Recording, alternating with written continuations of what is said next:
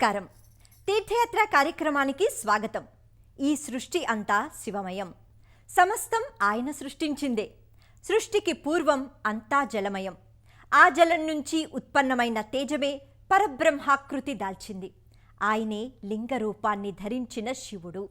సర్వవ్యాపి అయిన శివునికి ఆకారం ఉండదు. రూపం లేని స్థితి నుంచి సాంబమూర్తిగా దర్శనమిచ్చే ఆ రూపమే శివలింగం. తనంతట తానుగా అవతరించింది స్వయంభువు. అలా కొన్ని వేల సంవత్సరాల నుంచి స్వయంభువు లింగంగా ఆరాధింపబడుతూ శివుని నివాస స్థలంగా ఖ్యాతికెక్కిన మహామహిమాన్విత క్షేత్రం కైలాస పర్వతం. ఇవాల్టి తీర్థయాత్ర కార్యక్రమంలో కైలాస మానస సరోవర యాత్ర విశేషాలను వీక్షించి తరిద్దాం రండి.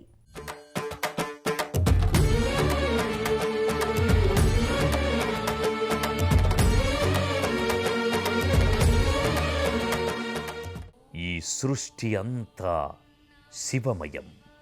సమస్తం ఆయన సృష్టించిందే.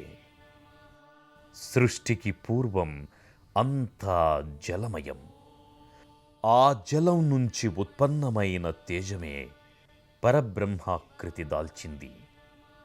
ఆయనే లింగరూపాన్ని ధరించిన శివుడు. గురు అనుగ్రహంతో చెరించి శారీరక మానసిక ప్రతిష్టతో ధ్యానపూర్వకంగా బిందు సరోవరం మీదుగా స్వయంభువు కైలాసాన్ని చేరుకోవడమే కైలాస మానస సరోవర యాత్ర. ఆది దంపతుల నివాస క్షేత్రంగా పరమ పవిత్రంగా భావింపబడే కైలాస పర్వతం టిబెట్లో ఉంది. ఆది దంపతులు శివపార్వతులు నివాసముండే కైలాసగిరి ప్రపంచంలోనే అతి పవిత్ర క్షేత్రం. టిబెట్కు నైరుతిగా గల కైలాస పర్వతం హిందూ, బౌద్ధ, జైన, బోన్స్ మతస్థులందరికీ అత్యంత పుణ్యస్థలం. కైలాస పర్వతాన్ని ఒక్కసారి చుట్టి వస్తే సర్వ పాపాలు పోతాయని హిందువులు ప్రగాఢంగా నమ్ముతారు. కైలాసం మానస సరోవర యాత్రకు తొలి అడుగు ఖాట్మండు నుంచి మొదలవుతుంది. సముద్ర మట్టానికి 4500 అడుగుల ఎత్తులో ఉన్న ఖాట్మండు నుంచి యాత్రికుల మొదటి అడుగు పడుతుంది. అనంతరం కొడారి ప్రాంతంలోని నేపాల్, టిబెట్ సరిహద్దు ప్రాంతాన్ని దాటి అక్కడ నుండి టిబెట్లోకి ప్రవేశిస్తారు. టిబెట్లో ఝాంగ్ము, సాగా, పరియాంగ్ తదితర సుందర క్షేత్రాలు దాటిన తరువాత జీవన సాఫల్య భాగ్యమైన మానస సరోవరాన్ని భక్తులు చేరుకుంటారు. కైలాస మానస సరోవర యాత్రలో భక్తులు ముందుగా దర్శించుకునే అపూర్వ క్షేత్రం మానస సరోవరం. అద్భుత అందాలకు నెలవైన ఈ మానస సరోవర మహిమాన్వితాలు వర్ణాతీతం. సాక్షాత్తు పార్వతీమాత రూపంగా నీరాజనాలందుకుంటున్న మానస సరోవర జలాలు ప్రపంచంలోనే అత్యంత శుద్ధమైన జలాలుగా హిందువులు భావిస్తారు. మహిమాన్విత మానస సరోవర క్షేత్రం అద్భుతాలకు నిలయం, ప్రకృతి అందాలకు నెలవు. దేవభూమిగా వినుతికెక్కిన ఈ దివ్యధామంలోకి అడుగుపెట్టిన భక్తులు అక్కడి ప్రకృతి అందాలకు మైమరచిపోతారు. సకల పాపహరణమైన పవిత్ర సరస్సిది. సృష్ట్యాది నుండి ఉన్న ఈ సరస్సు రూపంలో పార్వతీదేవియే స్వయంగా ఉంది అంటారు. పార్వతీమాతయే మానస సరోవరం. బ్రహ్మ తన మనస్సు నుంచి ఈ సరోవరాన్ని సృష్టించినందువల్ల దీనికి బ్రహ్మమానస సరోవరం అనే వ్యావహారిక నామం కూడా ఉంది. బ్రాహ్మీ ముహూర్తంలో ప్రతిరోజు తెల్లవారుజామున 3 నుంచి 4 గంటల వరకు దేవతలు నేటికి ఇందులో ప్రభాత స్నానాలు చేస్తారని హిందువుల విశ్వాసం. మానస సరోవర పవిత్ర జలాల్లో మునిగిన, తల తడిసిన కలిగే ఆధ్యాత్మిక వికాసం అనూహ్యమైనది. అత్యంత మహిమాన్వితమైన మానస సరోవర ప్రాంతానికి చేరుకోవడానికి, అక్కడి అందాలను తనివి తీరా ఆస్వాదించడానికి శివచింతనతో పాటు శారీరక మానసిక దారుఢ్యం కూడా ఉండాలి. మానస సరోవరం తరువాత కైలాస పర్వతాన్ని చేరుకోవడానికి పర్వతాలను అధిరోహించి రావడం వల్ల అక్కడి వాతావరణ పరిస్థితులకు తట్టుకోలేని వారు మానస సరోవరం నుండే వెనుతిరుగుతారు. అడుగడుగు ఊహించని వాతావరణ పరిస్థితులు, మంచుగాలులు, ఎగుడు దిగుడు పర్వతాల మీదుగా సాగిపోయే కైలాస మానస సరోవర యాత్రను భక్తులు ఓ సాహస యాత్రగా భావిస్తారు.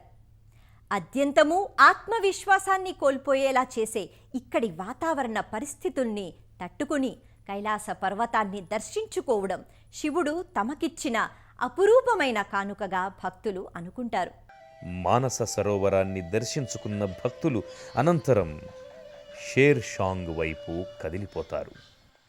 షేర్ షాంగ్ ప్రాంతమంతా కొండ పర్వత ప్రాంతం. కళ్ళు చెదిరిపోయే ప్రకృతి అందాలు ఇక్కడ భక్తుల్ని మైమరపిస్తాయి. చుట్టూ విశాలంగా పరుచుకున్న పర్వత సముదాయం, ఇంకో పక్క ఓ వింత శబ్దం చేసుకుంటూ ప్రవహిస్తున్న బ్రహ్మపుత్ర నది, భక్తుల కోలాహలం తదితరాలు ఓ మనోహర ఆధ్యాత్మిక ప్రపంచాన్ని గుర్తు చేస్తాయి. షేర్ షాంగ్కి వచ్చిన భక్తులు ఇక్కడి నుండే కైలాస పరిక్రమ మొదలు పెడతారు.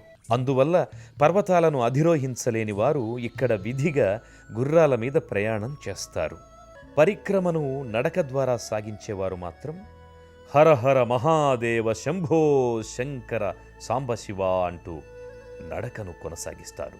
ఓ అద్భుత మనోహర క్షేత్రం ఈ కైలాస క్షేత్రం. సాక్షాత్తు మహాదేవుడే ఈ పర్వతాన్ని తన నివాసాన్ని చేసుకోవడానికి ఇదే కారణంగా తోస్తుంది. జేగురు వర్ణపు కొండలు. ఆ కొండలు రకరకాల భంగిమల్లో ధ్యానముద్రలో ఉన్న యోగుల్లా, శివగణాల్లా అస్పష్టంగా కనిపిస్తుంటాయి. మరోపక్క పర్వతాలన్నీ శివలింగాకారంలో కానరావడం మహాదేవుని లీలా విశేషంగా స్పష్టంగా తెలుస్తోంది. నీలి ఆకాశపు స్వచ్ఛమైన మేఘాలు, మంచు పర్వత సానువులు, కొండలపై నుంచి ఉరికే జలపాతాలు, హిమాలయాల అత్యున్నత అద్భుత సౌందర్యం వర్ణనాతీతం. ఎగుడు దిగుడు పర్వత ప్రాంతం. ఈ ప్రాంతంలో ఆక్సిజన్ శాతం తక్కువగా ఉండడం వల్ల నడకను సాగించడానికి చాలా కష్టపడాలి. కొన్నిసార్లు ఊపిరందని పరిస్థితి. ఆ కారణంగా కైలాసగిరిని సందర్శించే వారందరూ ఆక్సిజన్ సిలిండర్లని తమ వెంట తీసుకుని వెళతారు. 9 కిలోమీటర్లు కొండ ప్రాంతాన్ని నడక ద్వారా చేరుకోవడానికి సుమారు 6 నుంచి 8 గంటల సమయం పడుతుంది. ఈ 8 గంటల ప్రయాణం తరువాత డేరాపుక్ ప్రాంతంలో భక్తులు సేదతీరుతారు. సాక్షాత్తు మహాదేవుడు తన పరివార గణంతో సహా కొలువైన మహామహిమాన్విత ధామం కైలాసగిరి. పూర్వజన్మల పుణ్యాలను అనుసరించి లభించే అరుదైన అవకాశంగా భావిస్తున్న కైలాస మానస సరోవర యాత్రను తమ జీవిత కాలంలో ఒక్కసారైనా చెయ్యాలని హిందువులు భావిస్తారు. డేరాపుక్ ప్రాంతం నుంచి కైలాస పర్వత ఉత్తర దర్శనం అత్యంత సమీపంగా కానవస్తుంది. కైలాసగిరిని సుమేరు, సుషమ్న, హేమాద్రి, రత్నసాను, కార్మికాచల, అమరాద్రి, దేవపర్వత, ఘనపర్వత, రజతాద్రి, స్వయంభూ అని వ్యవహరిస్తారు.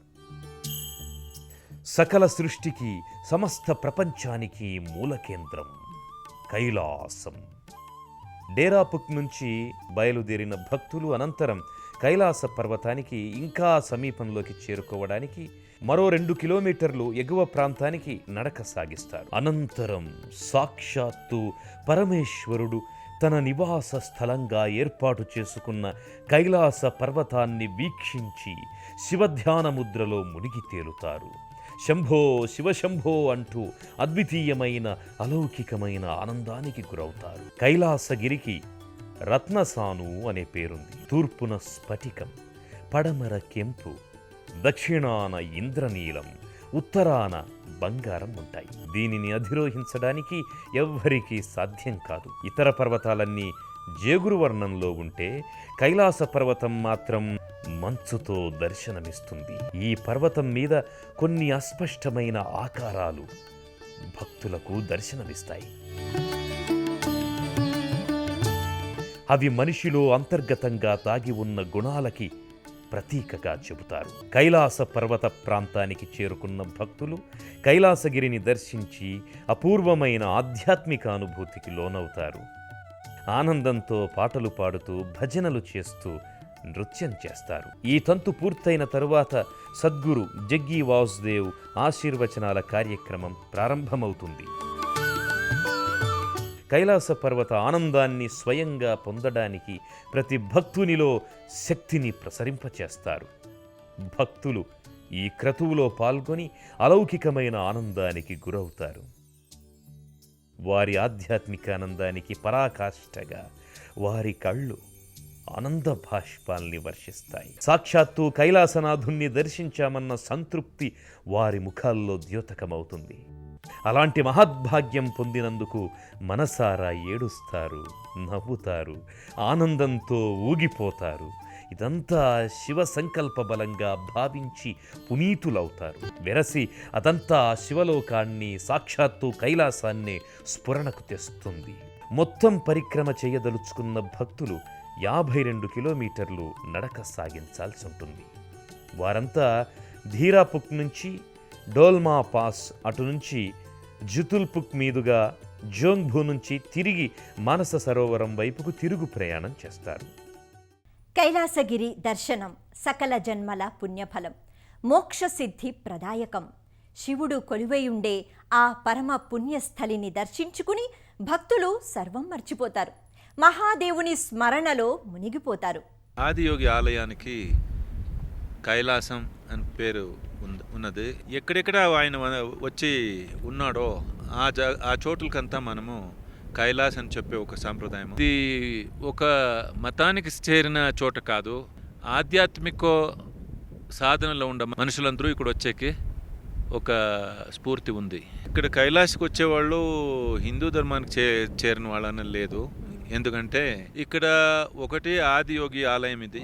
ఇంత బౌద్ధ సంప్రదాయంలో ముఖ్యమైన 3 బౌద్ధ గురువులు ఇక్కడ కలిసిపోయినారు. జైన మతంలో మొదలు తీర్థంకర్ రిషభ్ మహర్షి కూడా ఇక్కడ కైలాసలో కలిగిపోయినారు. వాళ్ళకి తెలిసిన జ్ఞానం అంతా ఇక్కడ ఒక శక్తి రూపంలో పెట్టినారు. కైలాస మానస సరోవర సందర్శనం పూర్వజన్మల పుణ్య ఫలం.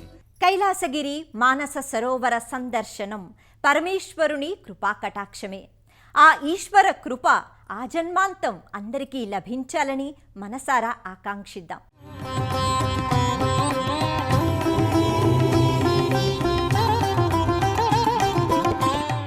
ముజ్జకాలకు అధిపతి అయిన ముక్కంటికి అనేక నామాలు, అనేక నివాస స్థలాలు. ఈశ, మహేశ, పరమేశ ఇలా ఎన్ని రకాలుగా పిలిచినా పలికే శంకరుడు కాశీపురంలోనే అనేక పేర్లతో కొలువయ్యాడు. అలాంటి విలక్షణ నామధేయంతో వారణాసి పురపతిగా శ్రీ తిలభాండేశ్వర స్వామిగా పూజలు అందుకుంటున్నాడు. నేటి తీర్థయాత్రలో ఆ పురావైభవాల శివ సాన్నిధ్యానమైన శ్రీ తిలభాండేశ్వర స్వామి మందిరాన్ని చూసి తరిద్దాం.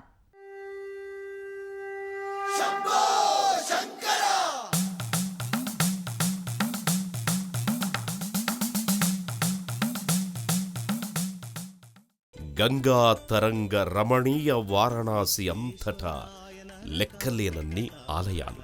వాటిలో ఎక్కువగా శివుడు వివిధ నామాలతో కొలువైన శైవాలయాలే ఉన్నాయి. వాటిలో వారణాసిలోకెల్లా అతి పురాతనమైన ఆలయం శ్రీ తిలభాండేశ్వర మహాదేవు మందిరం. పేరులోనే ఎంత విలక్షణీయత ఉందో అంతే విలక్షణంగా ఈ మందిరం విరాజిల్లుతోంది. స్వయంభూవై వెలసిన అతిపెద్ద శివలింగం. అది కూడా ప్రతి ఏడూ ఒక్కొక్క నువ్వుగింజంత పరిణామంలో పెరుగుతూ వస్తోన్న అపురూప శివలింగం తిలభాండేశ్వర మహాదేవలింగం. తిలధాన్యం పండే పొలంలో, అంటే నువ్వు పంట చేలుండే ప్రదేశంలో వెలిశాడని, ఆ కారణంగా ఈ శివలింగాన్ని తిలభాండేశ్వర మహాదేవుడని పిలుస్తారని ఇక్కడి వారు చెబుతారు. నల్లని గుండ్రాయిలా ఉండే ఆ పెద్ద శివలింగం చూసిన కొద్దీ ఏదో తెలియని మహిమాన్విత శక్తి ఆ లింగాకారంలో తాండవిస్తోంది అనిపిస్తుంది. ఏ పురోహిత మధ్యవర్తిత్వం లేకుండా నేరుగా భక్తులే తమ చేతులారా తాకుతూ ప్రియమారా అభిషేకించి అర్చించుకునే అవకాశం తిలభాండేశ్వరుని వరప్రసాదంలా ఈ ఆలయ సందర్శకులకు దక్కుతుంది. ఆ కైలాస గిరివాసుడు ఎక్కడ కొలువుదీరినా ఆ ప్రాంతం అపర కైలాసమే. వారణాసిలోని ఈ తిలభాండేశ్వర ఆలయంలో ఎన్ని విశేషాలు, ఎన్నెన్ని అపురూప దర్శనాలు. ఇంకెన్ని ఆరాధన వైభవాలో చెప్పనలవి కావు. తిలభాండేశ్వర ఆరామ వైభవ ప్రభావాలను ఎంత వర్ణించినా సరిపోదు. కనులారా చూసి తరిద్దాం. ఉత్తర భారతీయ ఆలయ ఆగమశాస్త్ర నిర్మాణ రీతిలో నాగరశైలి స్తూపాకార గోపురాలు, గర్భాలయ ఉపమందిరాల విమాన శిఖరాలు చూడచక్కగా అలరారుతుంటాయి. పలు గుమ్మటాల సముదాయంగా గగనాన్నంటుతోందా అన్నంత ఎత్తుగా ఉంటాయి అవి. జేగురు వర్ణంలో మిలమిలలాడుతూ ఆకాశానికి ఎగసిపోయే త్రిశూలం మాదిరిగా ఎత్తుగా కానవస్తాయి. ఆ గోపుర శిఖరాల కొసన ఉన్న త్రిశూలం తెల్లతెల్లని మేఘమాలికల మోముపై ఓం నమఃశివాయ అనే పంచాక్షరి లిఖిస్తోందా అన్నట్టుగా ఉంటుంది. కాషాయ ధ్వజం శివశివ భవభవ అన్నట్లు రెపరెపలాడుతూ ఉంటుంది. గోపుర శిఖరాలపై యోగాసన భంగిమలో ఉన్న విప్రుడు శిల్పితమై ఉంటాడు. ఆలయ ముఖమంటపంలోకి అడుగిడిన భక్తులకు ఎదురుగా అతి భారీ పరిణామంలో నల్లని శివలింగాకారంలో శివకోటి స్తూపం ఒకటి అందరినీ ఆకర్షిస్తుంటుంది. పెద్ద శివలింగం చుట్టూరా ప్రదక్షిణలు చేస్తూ ఆ భారీ శివలింగాకారంలో ఉన్న పలు శిల్పాలను భక్తులు దర్శించుకుంటారు. ముఖమంటపంలో 2 ప్రవేశాలున్న నలుచదరపు గర్భాలయం విలక్షణ రీతిలో అలరారుతుంటుంది. ఆ గర్భగృహానికి చుట్టూరా అనేక ఉపాలయాలు, అనేక శివలింగాలు ప్రతిష్ఠితమై ఉన్నాయి. ఆ ముఖమంటపంలో జరిగే క్రతువులు, తిరుగాడే భక్తుల వేషభాషలు అన్నీ బెనారసీ మలయాళీ సంస్కృతుల అపూర్వ సమ్మేళనం. సత్యం శివం సుందరం. ఈ ఆలయాన్న నిత్యం అదే అనుభవం. ఈ మందిరాన్న శివుడు తిలభాండునిగా వెలవడం సత్యం. ఈ మందిరంలో ఎటు చూసిన లింగాకారాలమయమైన శివం. ఆ శివునికి జరిగే అర్చనల సంరంభం అత్యంత సుందరం. తిలభాండేశ్వరుని అభిషేకాలు, అలంకరణలు చూసి మనము తరిద్దాం.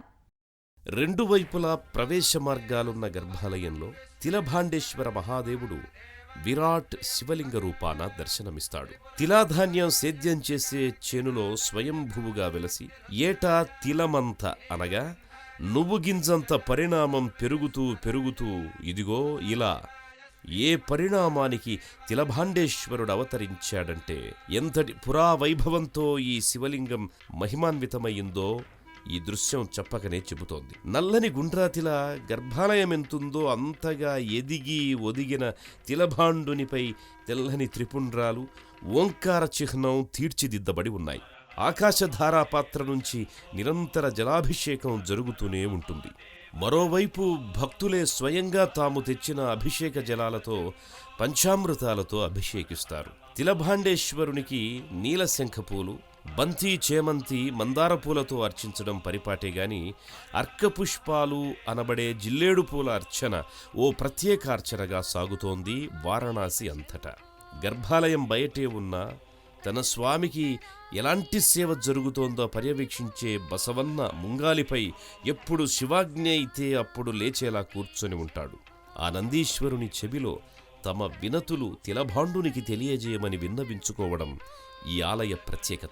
తిలధాన్యం పండే లోగిలిలో ఆవిర్భవించి తిలభాండేశ్వరుడా అనిపించుకున్న ఈశ్వరుని కోవెల అత్యంత రమణీయంగా, సకల దేవతా నిలయంగా వెలగొందుతోంది. ఈ ఆలయానికి వచ్చిన తీర్థయాత్రికులకు దర్శనమివ్వని దైవం అంటూ మిగలరేమో అన్నంతమంది దేవీ దేవతలు పలు ఉప ఆలయాలలో కొలువయ్యారు. ఆ ఉప ఆలయ దేవతలందరినీ మనము దర్శించుకుందాం. శివుడెక్కడా అంటే కైలాస కోలాహలం ఎక్కడ కొలువై ఉంటుందో అక్కడ అన్నంత సందడిగా ఈ తిలభాండేశ్వర మహాదేవ ఆరామం అలరారుతోంది. గర్భాలయంలో స్వయంభూ తిలభాండుణ్ణి దర్శించుకున్న భక్తులు ఆ పక్కనే ఉన్న శ్రీ కామేశ్వర మహాదేవు మందిరానికొస్తారు. ఆ మందిరాన కామేశ్వర నామధేయంతో ఒక చిరు శివలింగం సన్నజాజి, విరజాజి పూలతో, బిల్వపత్రాలతో అర్చనలందుకుంటోంది. ప్రదక్షిణ మార్గమంతా అనేక మందిరాల నిలవు. ఆ మార్గంలో ఉన్న ఒక చిరు మందిరాన సింధూర వర్ణంలో మెరిసిపోతూ అవ్యక్త మూర్తిమత్వంతో అంజనీసుతుని విగ్రహం దర్శనమిస్తుంది. అటువంటి ఆకృతిలో మరెక్కడా ఆంజనేయుడు కనిపించడు.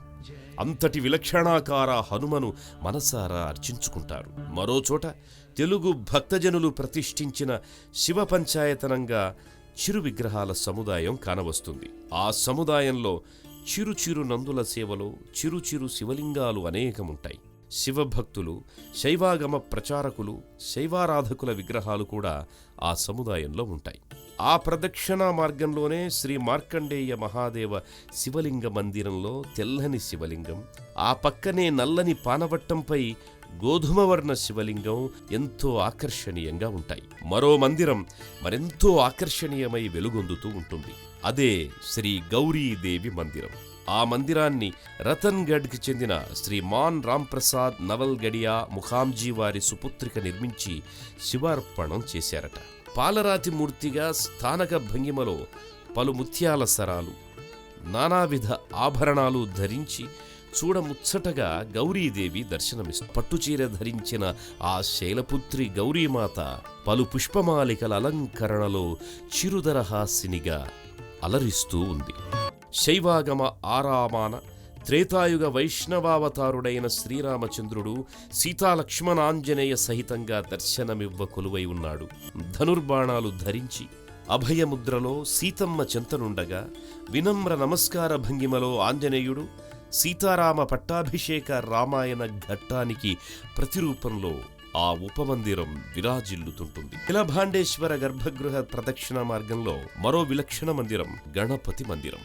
అచ్చమైన గజముఖుడై బొజ్జపై ఒక నల్లని నాగు యజ్ఞోపవీతంలా అలరించగా వినాయకుడు కన్నుల విందుగా దర్శనమిస్తున్నాడు. ఇదే ప్రదక్షిణ మార్గంలో వాగ్దేవి మాత, సరస్వతీమాత ఉపాలయం కూడా ఉంది.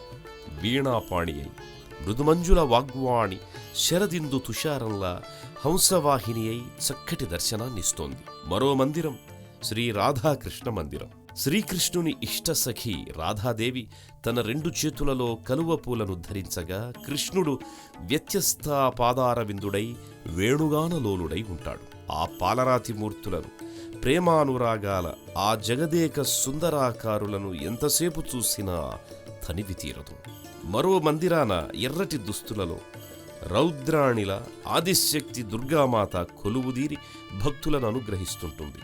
శ్రీ జగద్గురు శంకరాచార్యుల వారు పంచలోహమూర్తులై కాషాయాంబరధారి అయి పూజలందుకుంటూ ఉంటారు. మరోపక్క శివకేశవుల ప్రేమాస్పద అవతారుడు శ్రీ మణికంఠ అయ్యప్పస్వామి పట్టాబంధ యోగాసన ముద్రలో దర్శనాన్ని అనుగ్రహిస్తున్నాడిక్కడ. రుద్రాక్షమాలాలంకృతుడైన ఆ శివమోహిని సుతుడు పదునెట్టాంబడి అనే 18 మెట్లకు ఎగువన కూర్చొని నన్ను సేవించే మార్గం ఈ 18 మెట్లను అధిగమించడమే అన్నట్లు ఉంటాడు. జ్యోతి స్వరూపంతో జ్యోతిర్లింగమై వెలిగిన శివదేవుడికి వేరే జ్యోతులవసరమా అనిపిస్తుంది. కానీ హారతి కర్పూర కళికల జ్వలన కాంతులలో ఆ పరమశివుని దర్శనం అపురూపమైంది, పరమ పావనకరమైనది. తిలభాండేశ్వరాలయంలో శివునికి, ఇతర దేవుళ్లందరికీ జరిగే హారతి నీరాజన సేవ అత్యంత వైభవంగా జరుగుతుంది. గర్భాలయం నిండా నిండుగా మెండుగా దర్శనమిస్తోన్న తిలభాండేశ్వరునికి ఒక విశిష్ట అలంకారం, రుద్రాక్షల అలంకారం. ఈ అలంకారాన్ని గురించి ఎంత వర్ణించినా అక్షరాలు కూడా సరిపోవు. ఆ దేవుడిచ్చిన నేత్రులతో కనులారా వీక్షించడమే తగినది. ఆ అలంకారం నభూతో నభవిష్యతి, స్వయంగా చూసి తరించడమే తప్ప వర్ణించలేం.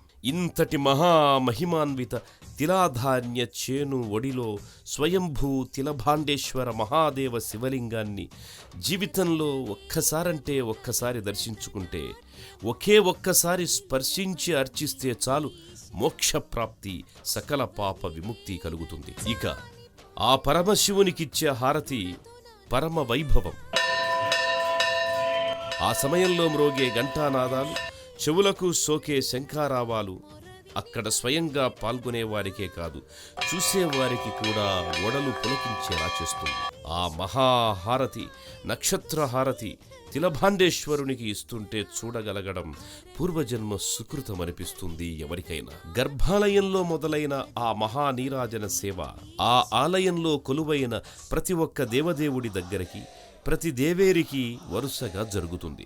అందరి దేవుళ్లకు ఇచ్చిన ఆ హారతి కర్పూర కళికల జ్యోతిని భక్తిగా, శ్రద్ధగా, ఆర్తిగా అందరూ కనులకద్దుకొని మనసారా నమస్కరించి, శివా భవ, నా తీర్థయాత్ర సంపూర్ణమయ్యిందయ్యా అని సంతృప్తానంద భరితులవుతారు. త్రినేత్రుడు, త్రిలోక లయపతి అయిన పరమేశుడు ఈ ఆలయంలో తిలభాండేశ్వరుడు దుష్ట శిక్షణలో ఎంత రుద్రుడో, భక్తులను బ్రోవ అంత భోలాశంకరుడు, అభయంకరుడు. ఈ తిలభాండేశ్వరుని అపార కరుణ గంగాతరంగ ప్రవాహం భక్తుల దరి నిరంతరం ప్రవహిస్తూనే ఉండాలని ఆశిద్దాం. మరో తీర్థయాత్రలో మళ్ళీ కలుసుకుందాం. సెలవు. నమస్కారం.